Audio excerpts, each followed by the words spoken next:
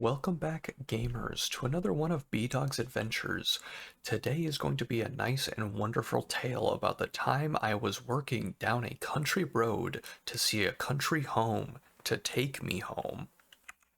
In other words, I had a trouble call where I was called out because a guy was doing some landscaping work. He had a baby in his front door that could open and close it. That is only slightly terrifying. But I digress. I get to the backyard, I speak to a Mr. Xavier, and I go, explain the situation to me. He says he was moving his landscaping rocks when, out of nowhere, he found a old sprinkler line. And he hit it with his shovel. I want you to take a moment with me just to try and understand what the fuck was just said to me. He said he was moving landscaping rock, and he thought he found a sprinkler line, so he hit it with his shovel. And he severed the cable, as you can see here from this Minecraft demonstration. It doesn't make the connection that, hey, I don't know why your internet stopped working right after you cut this cable in your backyard. Well, let's go take a look at it while a baby roams free. We go take a nice little journey up his landscaping rock wall. Aw, those guys are married. And he cut out just this gigantic section. It was like 12 feet of where he just cut a sprinkler line. And the baby followed us. That is a wonderful name. I plug in a little tester on the cable line over here. I go over to the exposed damage portion over on the other side. I plug on in and it tells me, yep, this is definitely his cable line. So now I have to be the bearer of bad news. Mr. Xavier, I regret to inform you that you indeed cut your cable service drop that you thought was a sprinkler line. Now, I want to talk to you about why would you cut it if you even thought it was a sprinkler line? Aren't those like water? Don't they have pressure or something? I don't know. I'm not... Listen, my tax bracket isn't high enough from this YouTube money yet to know what sprinklers are like when they're buried in the ground. You know, I gotta hook the hose up above ground, drink a little bit of the water out of it to remind me of the bad old days, and then hook up a above ground sprinkler. But I digress, gamers. I talk to Mr. Xavier, and I go, hey, I don't want your explanation anymore. I'm just gonna tell you what's gonna happen. I have to take some pictures, I have to write a little report, because I have to report any damage that happens to, you know, service lines in an area. Because it could be one thing, you know, if you were cutting your own service line, oh, so sad, you don't have internet. But if you cut the neighbor's service line, ooh, they might be pissed off. If you cut one of the distribution lines buried underground, you might cut off an entire neighborhood. And everyone would be so fucking mad at you for it. So I explained to Mr. Xavier, like, I'm not the jury, judge, or executioner. I wish I was the executioner.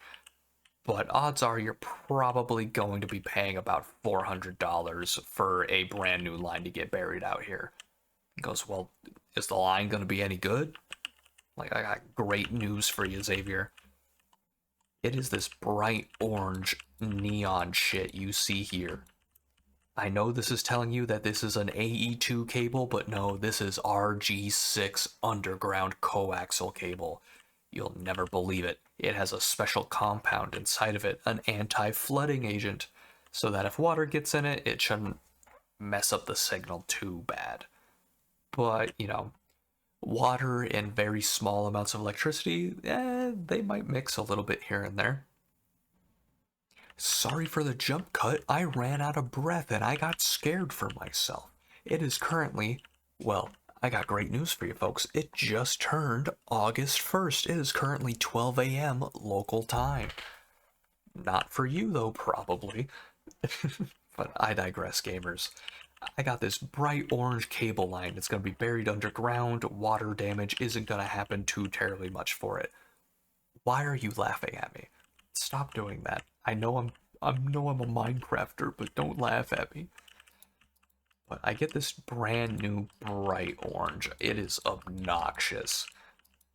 I get it ran to our pedestal. I get it ran over to his little house box over here on the other side. And I go, hey, would you mind opening up like an app or an internet browser to see if your phone internet is working? Because it should now that I've reconnected you. And good old Mr. Xavier, he pulls up Facebook, and as he refreshes, I see his half-written post about how he's angry at the local internet service provider, me for giving bad customer service. Maybe is slightly hyperbolic about that one.